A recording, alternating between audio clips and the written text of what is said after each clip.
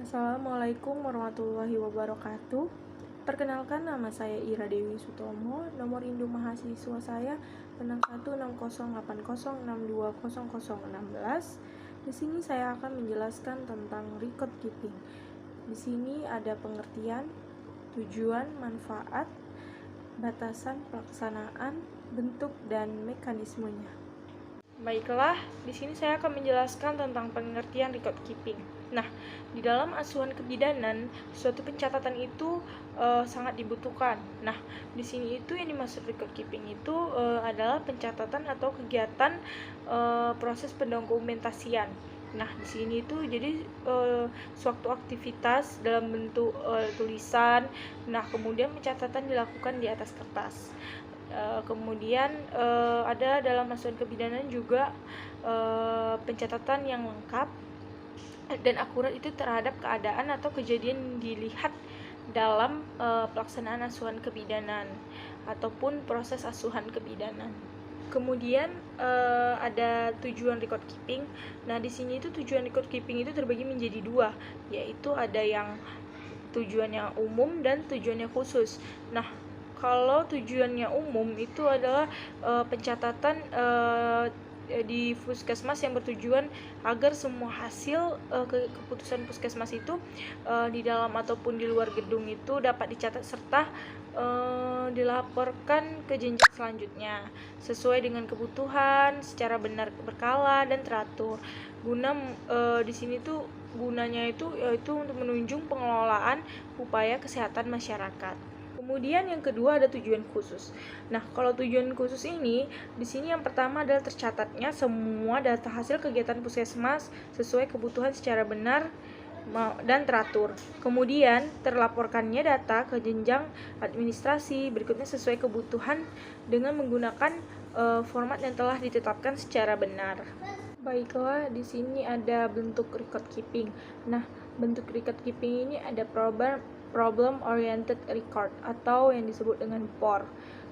Adalah suatu bentuk pendokumentasian sistem pelayanan kesehatan yang berorientasi pada masalah klien. Nah, di sini itu dapat menggunakan multidisiplin dengan mengaplikasikan pendekatan pemecahan masalah. Nah, yang kedua ada search oriented record. Di sini atau disebut dengan SOR atau SOR adalah suatu bentuk pendokumentasian sistem.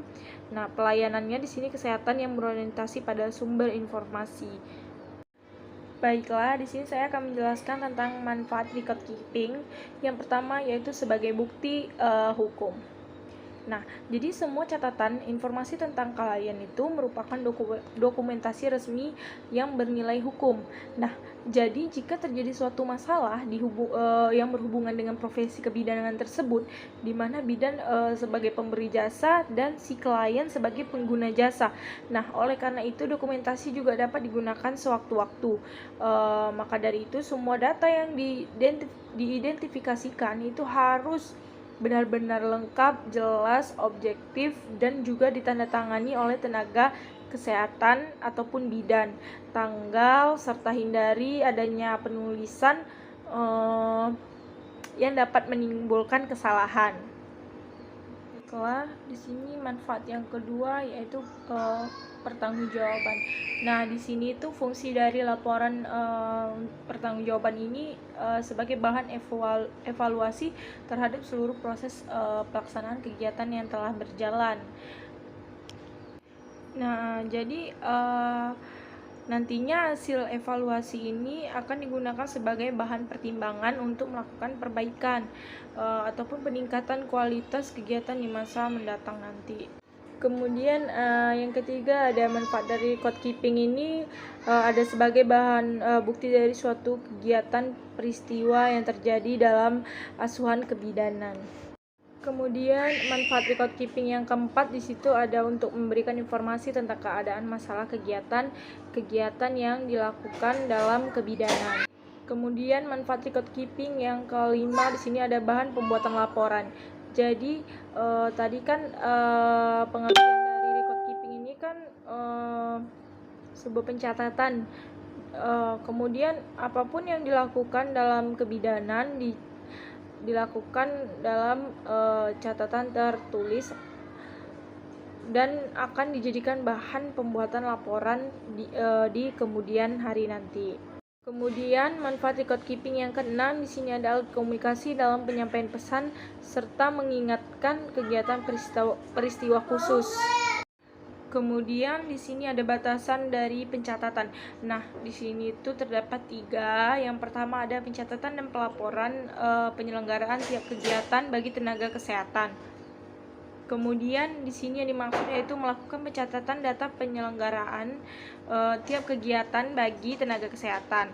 Nah, di sini itu melaporkan data tersebut kepada instansi yang berwenang berupa laporan lengkap, kemudian pelaksanaan kegiatan dengan menggunakan format yang ditetapkan.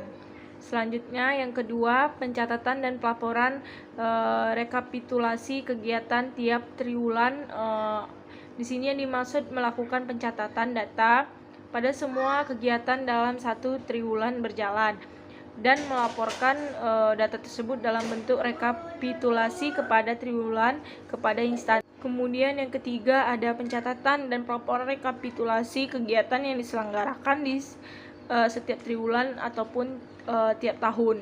Nah, di sini itu pencatatan data untuk semua kegiatan dalam satu triwulan itu berjalan serta melaporkan data tersebut dalam bentuk rekapitulasi data kegiatan triwulan dan tahunan pada instansi yang berwenang dengan menggunakan format yang telah ditetapkan, sama saja dengan pencatatan dan pelaporan yang tiap kegiatannya bagi tenaga kesehatan. Di situ tetap menggunakan format yang telah ditetapkan. Kemudian ada mekanisme record keeping. Nah, di sini itu yang dimaksud itu pencatatan dapat dilakukan di dalam ataupun di luar gedung. Nah, di dalam gedung ini loket atau memegang peran penting bagi seseorang pasien yang berkunjung pertama kali.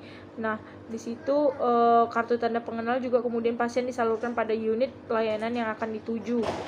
Apabila di luar gedung, pasien dicatat dalam register dengan pelayanan yang diterima. Baik, di sini ada pelaksanaan record keeping. Yang pertama ada SOAPIER. Di sini itu ada subjektif, objektif, assessment, planning, implementasi, evaluasi dan reassessment. Kemudian yang kedua ada SOAPIE. Di sini itu SOAPIE ini itu bagian-bagian SOAPIE-nya. Kemudian ada SOAP, kemudian ada SOAPIET. Baiklah, cukup sekian penjelasan dari record keeping yang saya jelaskan. Kurang dan lebihnya mohon dimaafkan. Wassalamualaikum warahmatullahi wabarakatuh.